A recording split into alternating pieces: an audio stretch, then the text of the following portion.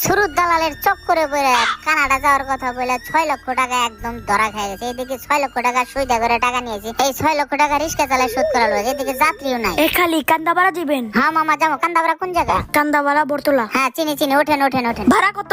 দিয়েন মামা, 60 টাকা দিয়ে। আচ্ছা চলেন। ওঠেন ওঠেন, ইনার তুরতে ঘুরে যাবো। মামা বাজার খুব খারাপ, কি যে একটা অবস্থা, আন্দোলনের কারণে বাজার একবারে মান্দা। যাই হোক মামা, আপনি রিস্কা তুলছেন, এই দাঁড়া, বুকের উপর দিয়ে তুলে দিস না। যাই হোক গাড়িটা টান দিয়ে, আস্তে ধীরে টান দিয়ে, গাড়িতে একটু তেল দেওয়া লাগবে তো।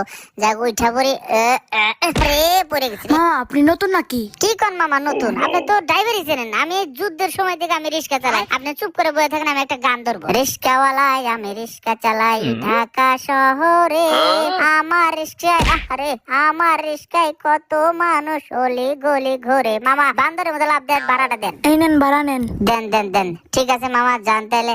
যাক রিস্কাটা নিয়ে কলা গাছে বাজারে যা বসে একটা বিড়ি খায় 10 মিনিট রেস্ট নিই।